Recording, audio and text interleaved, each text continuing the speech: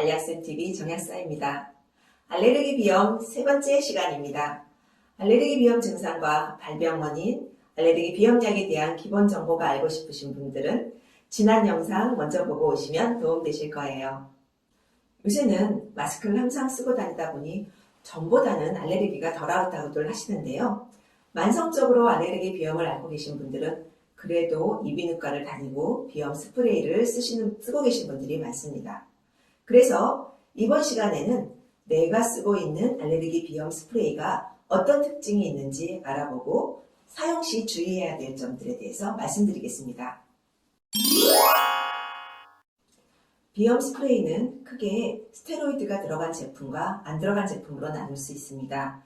스테로이드가 들어가지 않아서 처방이 필요 없는 약국 판매용 제품은 화이트벤, 오트리빈 등이 있고요. 스테로이드가 들어가게 되면 병원에서 처방을 받아야 하는데요. 대표적인 제품으로 나조넥스, 아바미스가 있습니다.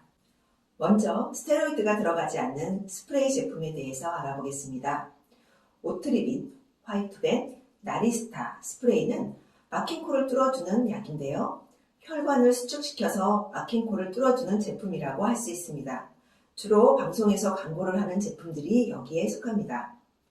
스프레이 방식이 아닌 먹는 약도 판매하고 있지만 먹는 약은 교감신경을 흥분시키는 성질 때문에 심장 두근거림, 빈맥, 고혈압, 두통, 불면, 불안, 배뇨곤란 등의 부작용이 나타날 수 있어서 고혈압 환자나 전립선 비대증 환자에게는 사용이 제한됩니다.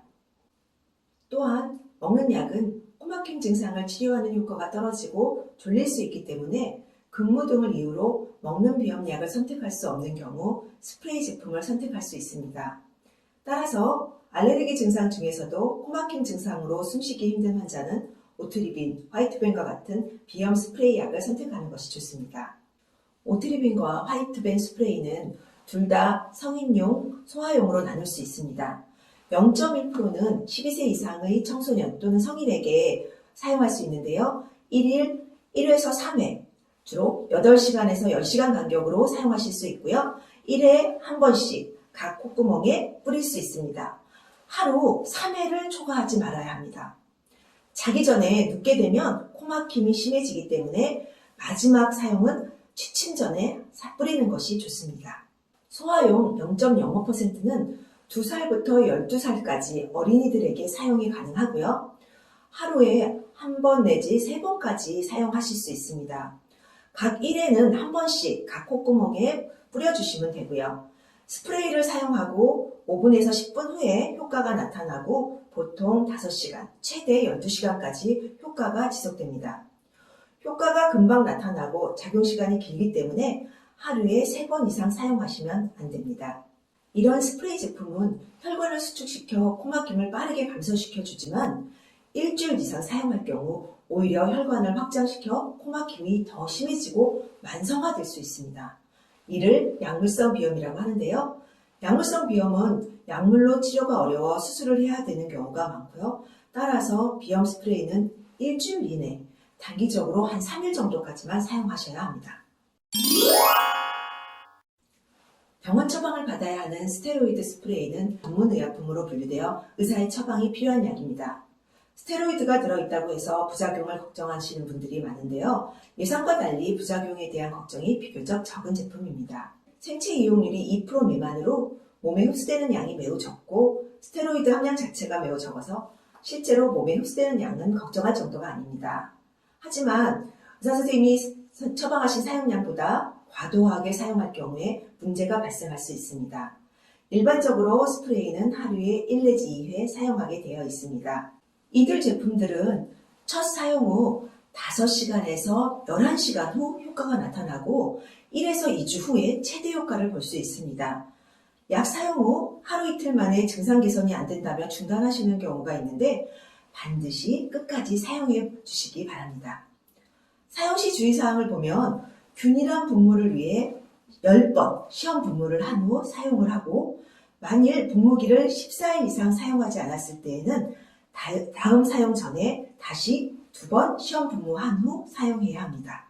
12세 이상 청소년과 성인은 일반적으로 콧구멍마다 각 2번씩 1일 1회 분무하고 증상이 나아지면 콧구멍마다 한 번씩 분무 횟수를 줄일 수 있습니다. 증상이 나아지지 않으면 1회에 콧구멍마다 4번까지 1일 1회 분무 용량을 늘릴 수 있는데요. 증상이 개선되면 용량을 감소시키는 것이 좋고 최대 치유 효과를 얻기 위해서 규칙적으로 사용해야 합니다.